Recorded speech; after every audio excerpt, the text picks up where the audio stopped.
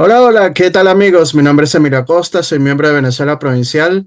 El día de hoy tenemos el honor de entrevistar a un amigo de la casa. Se trata nada más y nada menos que de Manuel Hernández González, quien es profesor catedrático de Historia de América de la Universidad de La Laguna, en España. Ha sido profesor invitado y becario postdoctoral de la Universidad Johns Hopkins de Baltimore. Ha publicado más de 60 libros, 10 de ellos en América, más de 50 ediciones con estudios críticos y más de 100 artículos. Es miembro de las Academias de la Historia de Canarias, de Cuba, de Venezuela y la República Dominicana. Ha ganado 6 premios de investigación histórica. El día de hoy estaremos hablando sobre Monteverde y la Constitución de Cádiz, porque hay que decirlo, desde algunos sectores de la historiografía bolivariana se suele afirmar que el jefe realista Domingo Monteverde rechazó la Constitución de Cádiz, pero lo cierto es que llega a jurarle en la ciudad de Caracas.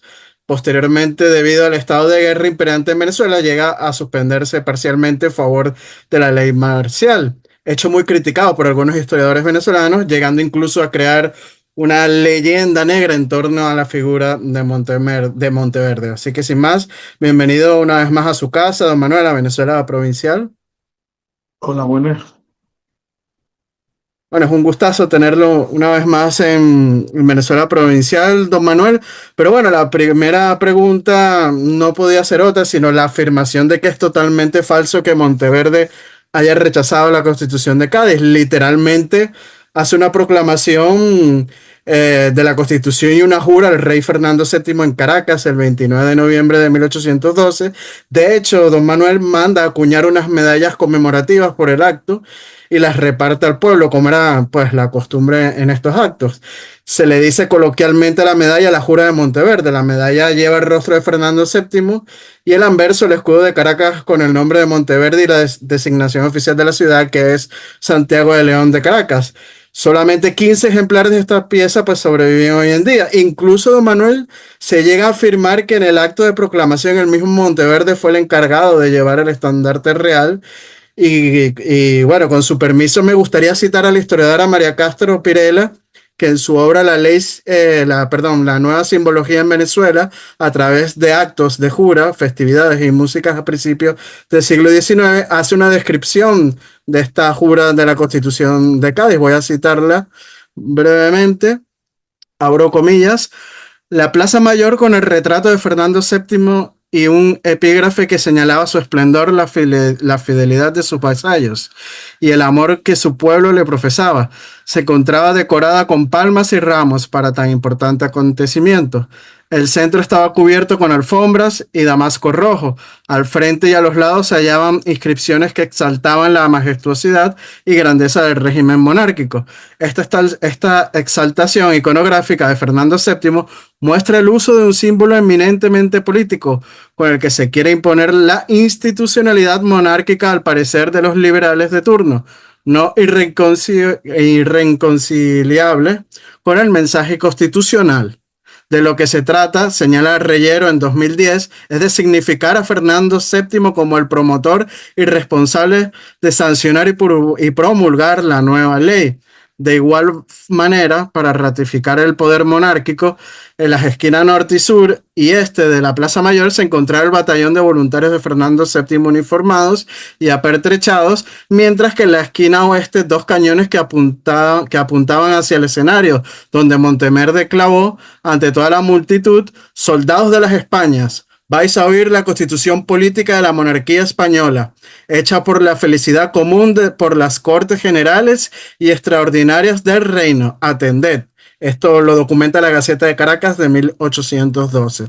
Luego de ser leído el texto por horas, Monteverde procedió a jurarlo con la mano puesta sobre el devocionario y el crucifijo. Juró jurarle fidelidad y asumir el compromiso de hacer cumplir y dar a conocer lo planteado en la nueva Carta Magna. Seguidamente, al compás de la música, en honor a la Constitución, a la madre patria y al monarca, hubo salvas de artillería y fusilería. En las casas consistoriales se ofreció banquetes y en la noche una iluminaria general. Fin de la cita. ¿Qué opina al respecto de toda esta polémica en torno a Monteverde y la Constitución de Cádiz, don Manuel? Bien, bueno, en varios de mis libros, entre ellos Los ocho monstruos de Monteverde, la guerra a muerte de Bolívar y el caso, y los canales de la independencia de Venezuela traté ese tema y aparte de la cita que dices de la Gaceta Caracas, hay una cita muy clara que es la del propio ayuntamiento realista de Caracas, que yo trabajé, esas actas, las famosas actas de ese cabildo. Eh, una cosa debe quedar clara, o sea, primero tenemos que partir de la capitulación.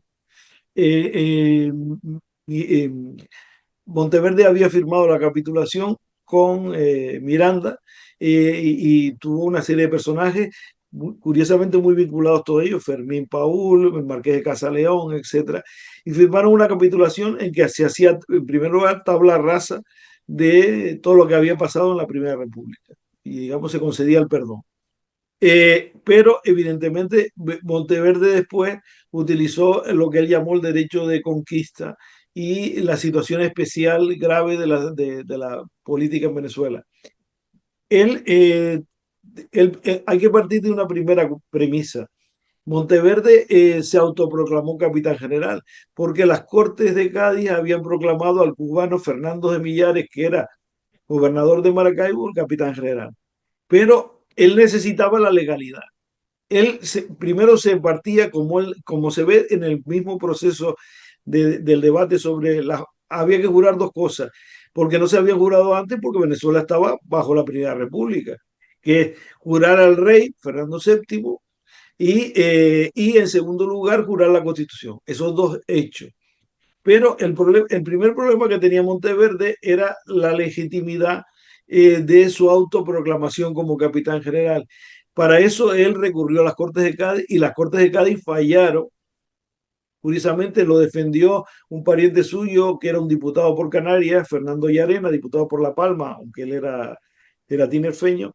Y las Cortes sancionaron que él era capitán general. Por tanto, ya su legitimidad ante las Cortes de Cádiz, por tanto, ante la Constitución, la tenía garantizada. Pero el objetivo de él era, por una parte, en el antiguo régimen había una serie de cuestiones para proclamar la jura, que era que el pendón. Había un problema jurídico. Las Cortes de Cádiz habían prohibido el pendón. El pendón es el pendón de la conquista. Eso se usaba como se usaba también en Canarias, en La Laguna, en Las Palmas, y generalmente eso lo llevaba el alférez mayor. La función social del alférez mayor era, pero era para jurar al rey, no para jurar la Constitución. Entonces, esas dos cosas están ahí.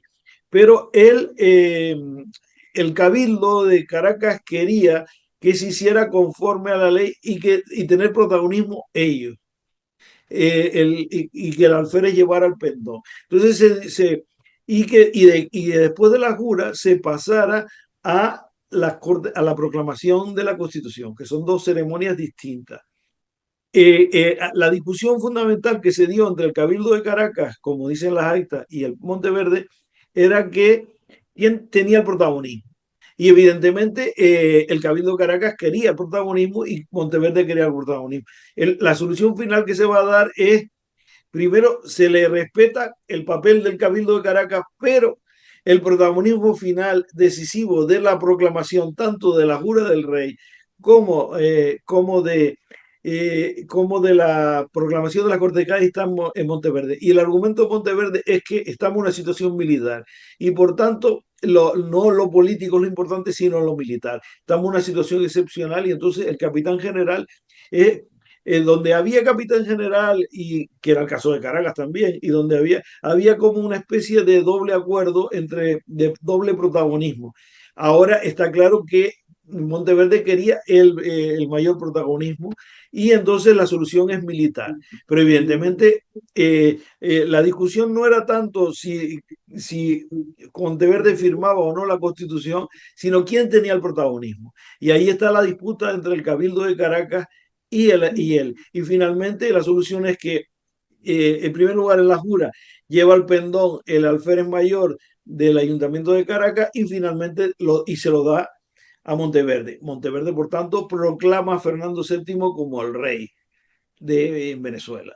Y en segundo lugar, después la Constitución pasa lo mismo y incluso pues en los textos hay hasta este curioso personaje que es interesantísimo personaje que es José Domingo Díaz, hace incluso unos Ujú. versos que elogia por una parte a las Cortes de Cádiz, a la Constitución, y por otra parte a Monteverde como el conquistador o el reconquistador de Venezuela, ¿no? Venezuela que había sido y se había roto con la madre patria y ahora él la ha reconquistado. Entonces, él se quiere proclamar reconquistador. Entonces, esas dos cosas están ahí. Evidentemente, él asumió la legalidad que eran las Cortes de Cádiz. Otra cosa es que después tiene un choque clarísimo con la audiencia sobre en primer lugar, la capitulación. Porque al detener a una serie de personas como los famosos, los 8 monstruos, entre comillas, que llevó a era un incumplimiento de la Constitución porque teóricamente, perdón, de la Constitución y en primer lugar de la capitulación. Entonces, ahí todo el galimatías era fundamentalmente, ¿no? Que evidentemente Monteverde aceptó la Constitución y la aceptó con su protagonismo, en vez del protagonismo del Cabildo de Caracas, que era la representación del antiguo régimen, y en segundo lugar, que seguidamente era un protagonismo militar, o sea, ante la gravedad de la situación política, que estamos en una situación de guerra, ese es el argumento de Monteverde, pues él lo ejerce manu militari, como se diría, ¿no? O sea, él ejerce ese protagonismo de la Constitución de Cádiz, una Constitución de Cádiz que, por tanto, ante la situación de guerra, tiene que tener un tratamiento distinto a una situación de paz. Y entonces ese es el argumento de él, pero él no reniega nunca en ningún momento la Constitución de Cádiz, lo que pasa es que la aplica a su modo y conveniencia y ahí choca, ahí hay vamos a ver, estamos en una situación de contradicción política, en primer lugar porque las Cortes de Cádiz y la Constitución imponen, o sea, en el antiguo régimen existía un capitán general, existía un intendente que era para la cuestión de Hacienda y existía una audiencia. Todas esas instituciones existían con las Cortes de Cádiz más el jefe político. El problema es que con la situación de guerra, el jefe político es él. Eso se va a dar también en el caso de Cuba. En el caso de Cuba va a haber un jefe político y capitán general a la vez. Eso es lo que se da pero el argumento que hay en Venezuela es la situación de guerra. Entonces, lo que pasa es que, claro, él está sometido a un control por parte de la audiencia y ahí es donde está la... En este momento todavía había un personaje de la audiencia, pero todavía no había llegado el regente Heredia. El regente Heredia está en coro y es cuando después va a venir la gran pugna entre el regente, el dominicano José Francisco de Heredia y él sobre la legitimidad de las detenciones que ha hecho, porque claro, hay una discusión jurídica que siempre está, porque, por ejemplo, en el caso de Canarias, que existe una audiencia que está en Las Palmas y un capitán general que está en Santa Cruz de Tenerife, siempre hay una cuestión de quién tiene la jurisdicción sobre la gente. Claro, teóricamente el capitán general tiene la jurisdicción sobre las personas que son militares, que están sometidos a la jurisdicción militar, pero no son los civiles, eso es la audiencia. Pero el argumento fundamental es que estamos en una situación de guerra. Entonces, la audiencia está sometida a la situación especial de la guerra. Entonces, ahí la discusión y ahí va a haber el gran pleito entre la audiencia, sobre todo en la época del regente Heredia, y con Monteverde. Pero lo que sí está claro, evidentemente, es que Monteverde firma la Constitución y no la niega en ningún momento. El argumento de él es que en una situación excepcional no se puede tener las mismas reglas que en una situación de paz. Algunos historiadores, don Manuel, como pueden ser Caracholo Parra Pérez, basado sobre todo en las memorias del oidor de la Real Audiencia de Caracas, José Francisco Heredia, aseguran que Monteverde fue un tirano, ¿no? Que no cumplía con la Constitución ni las leyes de Indias por su conducta supuestamente inocua contra la población y abusar de las libertades de la ley marcial, ¿no? Concedidas sobre todo por la corona, debido, pues, como usted bien ha dicho, por el estado de guerra, ¿no? Para supuestamente realizar actos ilegales con tal de lograr una represión brutal ante sus enemigos en la guerra fratricida, ¿no? ¿Qué opina al respecto de estas acusaciones? Bien, en primer lugar, el proyecto político de Monteverde estaba fundamentado curiosamente, de hecho lleva una serie de enviados, entre ellos un cura hijo de Canarias, un fraile hijo de Canarias, Pedro Hernández, y otro naturalico de los vinos, a Cádiz para cambiar el estatus de la capitalidad. Él sostiene que la capitalidad debe pasar a Valencia y no a Caracas. Ahí hay un choque. De hecho, la audiencia se reúne en Valencia. Entonces, el proyecto político, por una parte, trata de reconfigurar la situación ante los cambios políticos que se han dado en Venezuela, porque no debemos olvidar que la Primera República fue un invento desde Caracas que evidentemente dividió enormemente a las élites locales de las distintas regiones de Venezuela. Y evidentemente por eso Coro, Maracaibo, Guayana, pues, fueron contrarias y nunca aceptaron ni la Junta de 1810 del 19 de abril ni la declaración de independencia. Desde esa perspectiva, él intentó hacerlo, pero no, la realidad es que Caracas se impuso como capital y siguió imponiéndose por las Cortes de Cádiz. No hubo el cambio porque está en los documentos, están publicados. Pedro Gamboa, como digo, el cura icodense y el fraile Pedro Hernández fueron enviados de él. Curiosamente, Pedro Hernández era fraile franciscano en Valencia, enviados por él para cambiar la capitalidad. Desde esa perspectiva, la situación siguió igual. Y el problema que tiene con el regente Heredia fundamentalmente es sobre las causas llamadas de infidencia. Las, y ahí está el quid de la cuestión. Eh, si hemos firmado una capitulación y la firmó el propio Monteverde, tú no puedes detener a una persona por delitos hechos durante el periodo anterior, sino por delitos hechos después de la capitulación. Y eso se vio muy claro cuando él llevó a los ocho monstruos, ¿no? A Paz Castillo, a Rocio, a, a todos estos ocho dirigentes de la Primera República. Y esa cuestión se debatió enormemente en Cádiz. Y porque, claro, ellos nos metieron presos en Ceuta. O sea, usted no ha aportado, como le decían a Monteverde, usted no ha aportado un solo delito posterior a la independencia, posterior a la capitulación. De hecho, no tuvieron ni tiempo porque a las 24 horas ya estaban presos. Entonces, él hizo toda una serie de procesos de causa de infidencia que son muy interesantes como fuente histórica. Han sido muy mal utilizados políticamente porque han sido utilizados para justificar, digamos, para para decir que la sociedad venezolana era una sociedad independentista y curiosamente se ha usado hasta de forma demagógica diciendo que los pardos eran todos independentistas cuando fue una mentira como un día de fiestas. Todo eso sabemos que fue una utilización.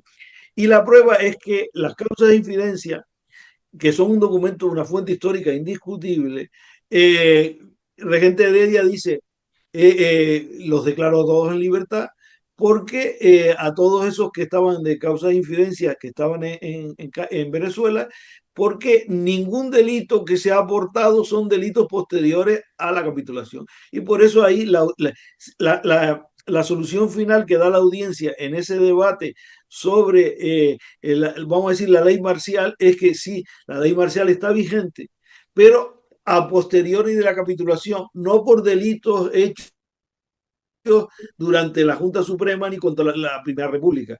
Y en consecuencia, todos estos presos están puestos en libertad. Y eso lo digo porque en un próximo trabajo que va a salir publicado sobre la independencia y los clérigos,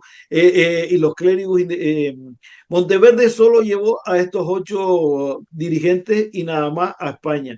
Pero después, curiosamente, en la época de Bobos y de Morillo, muchos clérigos, alrededor de unos 30 y pico, fueron llevados presos a España. Sin embargo, Monteverde no hizo nada de eso. Monteverde le abrió unas causas de infidencia, creó un tribunal propio que chocaba con la audiencia. Curiosamente estaba el Marqués de Casaleón, este personaje interesantísimo de esta época, este extremeño de Parragosa de los Lares, hermano del intendente y regente en ese momento de España, Esteban Fernández de León, uno de los mayores hacendados de Venezuela. Pues curiosamente eh, fueron puestos en libertad todos ellos porque los delitos eran delitos anteriores y por tanto estaban prescritos. Entonces ahí la solución fue salamónica. Y por eso el propio regente de Heredia dice algo muy importante en las memorias que ha sido olvidado curiosamente por toda esa historiografía que no es científica, sino pro-independentista. O sea, aquí la historia no es una cosa para que lo que nos convenga a nosotros, sino es un análisis de la realidad y de las condiciones. El propio es clarísimo, el regente Heredia dice que no debemos olvidar que su hijo fue un famoso independentista en Cuba. Ellos son dominicanos, pero tuvieron, por la decisión de la monarquía disparatada en la época de Godoy, de regalar la República Dominicana en 1795 a España, perdón, a Francia, Francia, pues sí. tuvieron que irse a Santo Domingo como el famoso, muchísimos intelectuales cubanos, como Domingo del Monte, que nacieron después en Maracaibo. O sea, hubo una inmigración y ellos fueron eso, y por eso su hijo, que fue un famoso poeta, José María de Heredia, un famoso poeta nacido en Santiago de Cuba, pues se vieron en todo eso. Y no debemos recordar que además él terminó muriendo como oidor de México, cuando México todavía era español. Por tanto, él dice una cosa muy importante, y que es que Monteverde evidentemente forzó la legalidad cuando detuvo a gente por delitos que él mismo había declarado prescritos por la capitulación. Pero nunca la gente que estuvo ahí no pasó, y eso es distinto con lo que va a pasar después con la guerra a muerte y lo que va a pasar después con Boves. No mató a nadie. Él lo dice clarísimo. Esas palabras son radicales. Él nunca, hubo algunos hechos de gente que no era de él, pero por decisión, él no condenó a muerte a nadie, cosa que se había hecho en la Primera República con la famosa sublevación, la conspiración, porque no pasó de eso, de la sábana Del teque Teque. de los Canarios, y lo que hicieron después Monteverde, perdón, Bolívar con la guerra a muerte y Boves después. Por tanto, él dice esa cosa, claro, o sea que Monteverde sí basó en la Constitución, solo que se extralimitó al juzgar a las personas por delitos que estaban prescritos porque eran anteriores a la capitulación. Y eso lo dice claramente Heredia, o sea que no fue ese brutal asesino que permitía justificar. De hecho, cuando Bolívar hace la declaración del decreto de guerra a muerte, tiene que buscar causas anteriores, causas que si de otras épocas, pero no de los hechos que estaban pasando en Venezuela para justificar ese decreto de guerra a muerte a los españoles y canarios, como decía. O sea, que en ese sentido no tenía, y por eso las palabras de Heredia son bastante claras. Él era un crítico de Monteverde, pero él defendía la legalidad. Y desde esa perspectiva dice que Monteverde sí tenía algunos elementos despóticos, etcétera, pero nunca se dedicó a condenar a muerte a los que se rebelaban contra la monarquía. Y algo muy importante que usted señala en su libro, don Manuel, es que la prueba es un juicio contra el Marqués del Toro, ¿no? Uh -huh.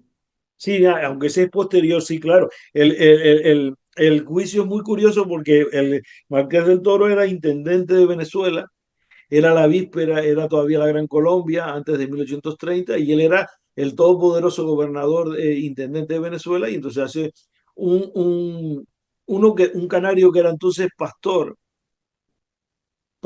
y había sido durante la época Monteverde y antes mayordomo de la principal hacienda que tenía el Marqués de Toro, que era la hacienda de San Bernardo, que lleva el nombre del primer Marqués de Toro, bueno, Bernardo Rodríguez del Toro. Pues eh, dice que le deben los salarios. Y entonces, en ese juicio que se conserva hoy en el Archivo Nacional de Historia, y era de la antigua audiencia de Caracas, bueno, audiencia no, porque ya era la audiencia independentista, porque ya era un tribunal de la Gran Colombia. Entonces, este señor se atreve a presentarse en delante del Todopoderoso Marqués del Toro, curiosamente, que encima había tratado de cambiar de chaqueta y en alguna Sí. determinada época de su vida hacerse realista y monárquico, y están los documentos claros que lo demuestran, solo que no se lo aceptaron, pero él quería, o sea, las contradicciones de todos estos grupos, ¿no? Porque se dicen muchas boberías del Marqués de Casa León, pero que si era un cambiante de chaqueta, que para acá, que para allá, pero eso era absolutamente común en aquella época. Entonces, en ese proceso, él le reclama los salarios que no le había pagado como mayordomo de esa hacienda. Y entonces se presentan los documentos y el argumento que señala el Marqués del Toro era eh, que no se lo había pagado porque lo habían amenazado a muerte porque en aquellos momentos habían incautado los bienes de los hacendados y estaban matando a todos ellos, Monteverde. Entonces, presenta documentos él para demostrarlo y pone una serie de... Pero resulta que todos eran de 1814, de Boves, no de la época de Monteverde. Y entonces se demostró claramente eso, o sea, que no tenía argumentos para justificarlo, o sea, que la guerra a muerte se hizo contra los españoles y canarios y después evidentemente los odios de larvados de Monteverde fueron los que hicieron contra la oligarquía, pero Monteverde no les expropió a la oligarquía, ni le quitó las tierras, ni al propio Marqués, a pesar de que se pasó gran parte del tiempo viviendo en Curazao. Después de haber desertado de la Primera República, cuando fue destituido como jefe del ejército de Coro por Francisco, cuando asumió los poderes plenos Francisco de Miranda. O sea que claramente Monteverde podemos decir que evidentemente tuvo ciertos poderes despóticos, intentó crear unos tribunales alternativos a los de la audiencia, vamos a decir, a los de la legalidad vigente con la audiencia, pero aún así la audiencia en última instancia tuvo la decisión y Monteverde lo aceptó y con eso de que cuando vemos claramente las causas de infidencia, a pesar de que toda esa literatura olvida que toda esa gente fue liberada, fue procesada, pero fue liberada por la propia autoridad española, no por el ejército de Bolívar un año después, sino durante el gobierno de la llamada Reconquista Canaria, como la decía precisamente Parra Pérez en su famoso libro sobre la historia de la Primera República. O sea que en ese sentido está claro, hay que poner las cosas en su sitio sobre Monteverde. Y ante las acusaciones, don Manuel, el mismo Monteverde se hace una defensa ante la Real Audiencia donde se sostiene que él cumplía pues la ley de la Constitución del Rey, pero claro, como usted bien dice, en momentos de guerra se aplica la ley marcial, que es lo que se contempla pues en estos casos. De No, ahí lo que es pasa lo es de que la ley de la... Sí. el argumento de Heredia es que los delitos por los que han sido juzgados no eran delitos hechos después de la capitulación, sino con anterioridad. Y ahí estaba la cuestión jurídica, o sea, sí, ley marcial, pero para aplicarla después de la capitulación. Ujú. Ahí está la ley, y por eso, evidentemente, el regente Heredia liberó a más de 1000 y pico personas, o sea, que no fue una baladí la cuestión, ¿no? Y el argumento era que los delitos no eran delitos cometidos durante el periodo del gobierno monárquico, sino la Primera República y por tanto estaban prescritos por la propia capitulación firmada por el propio Monteverde. Ese es Inclusive, aquí de la... sí, bueno, pero inclusive Parra Pérez cita la respuesta de Monteverde al fiscal de la Real Audiencia con fecha del 7 de marzo de 1813, que pueden ser sintetizadas de la siguiente modo, se lo cito brevemente. Abro comillas, si para sacudir todo el yugo y desobedecer a las leyes de la monarquía proclamaban los republicanos la libertad y la independencia en nombre de los principios a la sazón en boga, Monteverde, remendándoles, invocaba las circunstancias, los derechos de la nación, la salud de los pueblos como ley suprema y su adhesión al rey. Fin de la cita. Aquí lo señala claramente que no es una desobediencia a la ley porque le daba la gana, sino por los avatares de la guerra, ¿no? Sí, sí, sí, pero salvándola, ahí estaba la discusión con Heredia, que no debemos olvidar que Heredia es plenamente monárquico, o sea, no es un sentido, es sobre el punto de los delitos anteriores, ¿no? Que era la cuestión, ¿no? El tema de si hemos aceptado la capitulación y si hemos aceptado la constitución, hay un indulto de todos esos delitos, ¿no? Entonces ahí estaba o sea, la contradicción de Monteverde es que efectivamente sí permitió, pero es que en un caso, un personaje que yo estoy ahora estudiando y he encontrado muchísima documentación de él, que terminó muriendo en Puerto Rico, que es el Marqués de Casa León. El Marqués de Casa León, curiosamente, había colaborado con la Primera República. Sin embargo, Monteverde le da plenos poderes, le nombra intendente, le nombra presidente del Tribunal Supremo. O sea que había ciertas contradicciones en eso frente a otras personas que evidentemente pues él consideró que no eran su...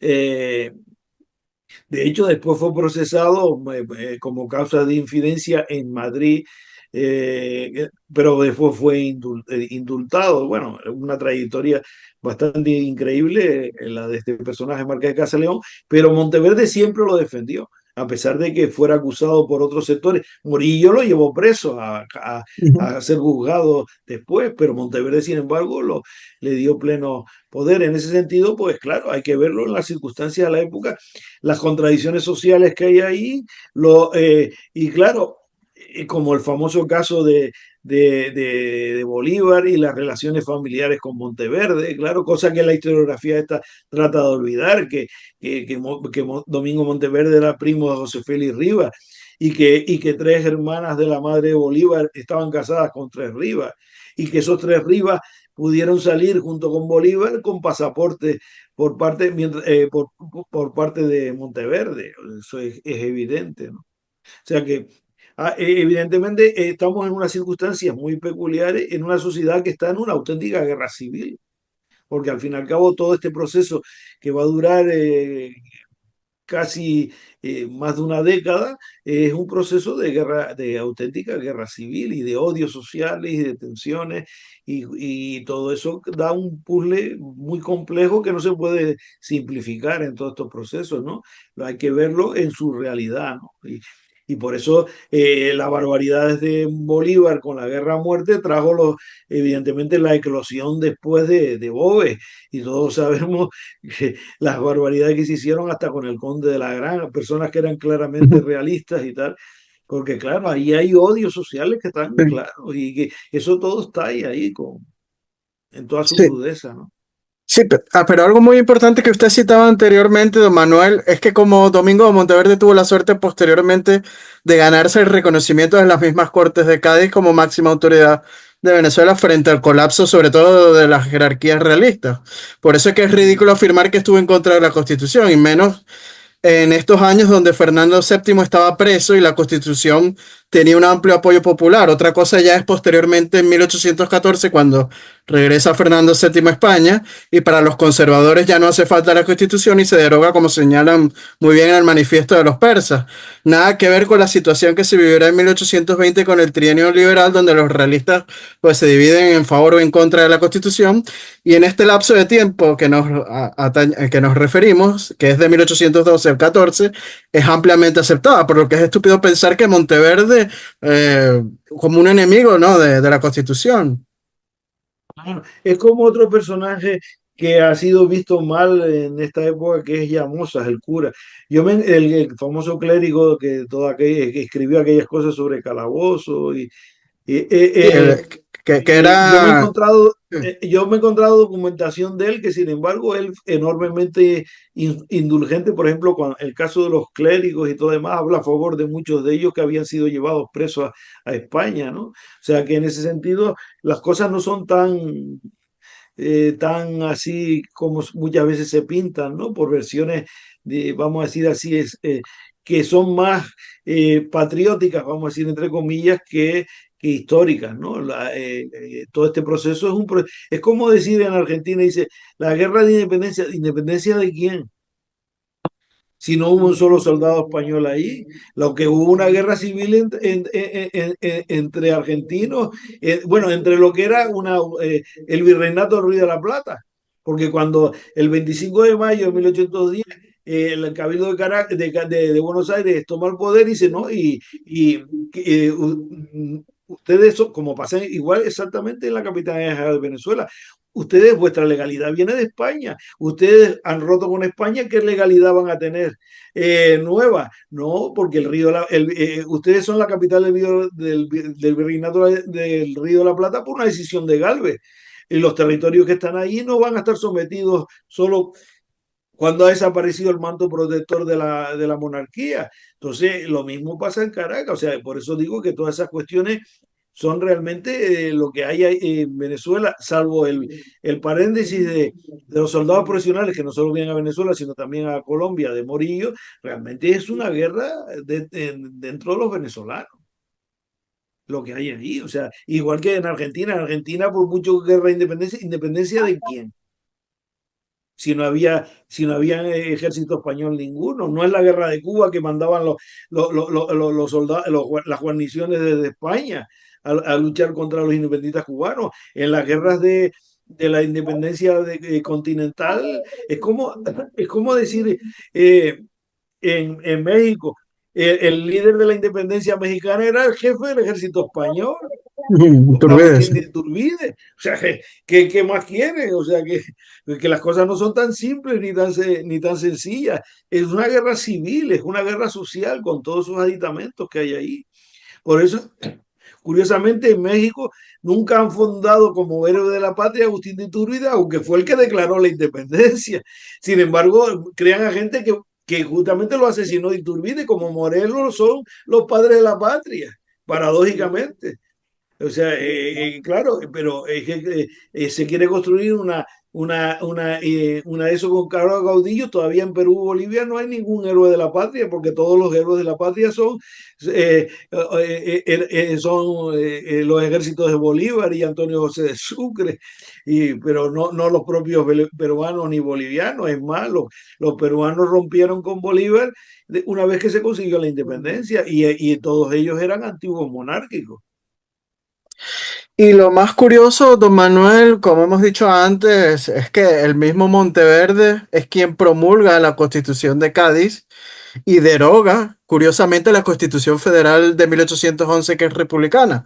Monteverde es quien instaura la misma Constitución de Cádiz y, como hemos dicho, si no la cumplió en algún momento es para aplicar la ley marcial por el estado de guerra en el que se encontraba Venezuela, con un genocidio, como dice usted, decretado contra los españoles y canarios en el decreto de guerra a muerte de Simón Bolívar, y también, como dice nuestro amigo Luis Vázquez, si decimos que Monteverde rechazó la Constitución de Cádiz, habrá que decir también que Simón Bolívar rechazó la Constitución republicana porque no la acató. De hecho, el genocidio decretado por Simón Bolívar iba totalmente en contra de la Constitución republicana, ¿no, don Manuel? Bueno, claro, y además él, desde el Manifiesto de Cartagena, que es el antecedente primero, estaba claro que él estaba en contra y siempre estuvo en contra de la Constitución de la Primera República. Él quería desarrollar la idea que va a desarrollar después también en Bolivia y en Perú, que es la dictadura militar y el jefe supremo con plenos poderes. Un régimen que se parecía muchísimo a la Constitución norteamericana, porque realmente es tan increíble que la Constitución de la Primera República necesitaba que cada uno de los estados tenían su propia constitución, como la norteamericana, y le daban el place. De hecho, no se lo dieron y no figuran por eso ni Coro, ni Guayana, ni Maracaibo. Pero sí aceptó, hubo una gran discusión y un gran debate interno, los tres estados andinos, Trujillo, Táchira y Mérida. O sea que en ese sentido, el modelo de la Constitución tenía muchos elementos de la Constitución norteamericana, y evidentemente el planteamiento de Bolívar era justamente, él consideraba que el federalismo era anticuado, que el democratismo era anticuado y que la única forma es el poder. De hecho, él cuando llega a Caracas en 1813 se proclama el libertador. Él mismo se autoproclama y hace un acto que se llama el Libertador. Eso es contradecir un régimen que además ni siquiera tenía presidente, sino triunvirato. Era todo un sistema, vamos a decir así, que nada tenía que ver con los planteamientos de Bolívar. Obviamente Bolívar nunca aceptó ni le gustó la constitución de la Primera República. Para él su modelo es el que va a desarrollar en Bolivia sin ninguna instancia democrática, sino que todos los diputados eran elegidos por el dictador y no había ningún sentido democrático, ¿no? Y bueno, ya para finalizar, don Manuel, hay que recordar que Monteverde al llegar a España, ya en el año de 1817 fue ascendido a brigadier y condecorado con la Gran Cruz de la Orden de Isabel la Católica y la Cruz Laureada de San Fernando en su segunda clase, en reconocimiento a los servicios prestados a la corona. O sea, que no habrá sido tan criminal ni tan desobediente a las leyes y la Constitución para ser condecorado y ascendido, ¿no? Además, él realmente, en una de las batallas quedó muy gravemente herido. De hecho, hay un retrato que se conserva de él, curiosamente aquí en la Orotava, que hemos reproducido en el libro de, en el libro Los Ocho Monstruos. Él solo puso uno de los perfiles de la cara porque el otro lo tenía completamente, y él estuvo muy gravísimo. Él realmente, después de esa batalla, tuvo que retirarse prácticamente de la escena y ya ya lo que hizo fue, después finalmente cuando se curó, fue regresar a España y la corona, claro, le dio por su papel pues esas medallas y tal, pero ya su papel político prácticamente desapareció. O sea, eso es una cuestión meramente honorífica. Él siguió jugando, fue citado muchas veces en los procesos como testigo, incluido el proceso que estoy trabajando del Marqués de Casaleón, pero ya evidentemente él, una vez que quedó gravemente enfermo, se retiró prácticamente por la guerra, ¿no? Porque ese golpe que lo destrozó completamente y que y que la cara se la destrozó, pues ya prácticamente se retiró de la escena militar. No debemos olvidar que además él era marino de profesión y había estado en la batalla de Trafalgar. Él, digamos, su profesión militar era la de marino. Sí, bueno, hay que decirlo, ¿no? Lamentablemente la figura de Domingo de Monteverde pues ha sido llenada de leyenda negra, ¿no? En torno sobre todo a una historiografía que es muy parcial a favor de un bando en la guerra de independencia. Así que bueno, don Manuel, ya hemos llegado al final de este podcast. De verdad que ha sido un placer, como siempre, charlar de estos temas históricos que nos unen de un lado y del otro del charco con usted. Y bueno, las cámaras de Venezuela Provincial son todas suyas para despedirse de nuestro público. Pues nada, pues agradecerte que me hayas llamado para hablar de este tema, ¿no? Es un tema interesante y controvertido, pero yo creo que la historia ya no puede seguir siendo pues de maniqueísmo, sino la historia tiene que basarse primero en documentos, porque por eso eh, tiene que tener un carácter científico, y no segundo, pues para instrumentalizarla para la conveniencia de cada cual. Y Monteverde, como todas las figuras históricas, pues tiene sus claros oscuros, ¿no? Y evidentemente las leyendas negras, como las leyendas rosas, no son nada buenos. Las realidades históricas son mucho más complejas y los historiadores tenemos la misión de no jugar a la demagogia, que es lo que generalmente se sigue utilizando. Así es, hay que tratar sobre todo pues de hablar de la historia en base pues a los hechos y a las evidencias, que es lo más importante. Bueno, recordarles a nuestro público que si le gustó este video, darle me gusta y compartirlo para así llegar a más público. Nuestros artículos de investigación histórica pues lo publicamos diariamente en nuestras redes sociales como lo son Instagram y Facebook de Venezuela Provincial. Si quieren ser mecenas o patrocinantes de nuestro proyecto de divulgación histórico, pueden hacerlo a través del Patreon de Venezuela Provincial con tan solo €1, don Manuel, pues lo que puede costar una lata de refresco en un supermercado, pues ya nos están ayudando mucho en esta labor de divulgación histórica. Aprovechamos para enviarle un fuerte saludo y abrazo a nuestros mecenas y patrocinantes como lo son Gabriela Arrieta, Ángel Suárez, Juan Cristóbal García, Lomeli Sam, Daniel Sierra, Domingo González, Miguel Curvelo, Jan Rosales, Cerda y los miembros de nuestro canal de YouTube África del Valle y Antonio Miraquén, que esa es otra forma de apoyarnos, haciéndose pues miembros del canal de YouTube de Venezuela Provincial y también inclusive pueden enviar hasta donaciones por ahí por nuestra página de YouTube. Así que bueno, don Manuel, le mando un fuerte abrazo hasta la hermosa isla de Tenerife y hasta una próxima oportunidad. Realmente, muchas gracias. Un abrazo. Adiós.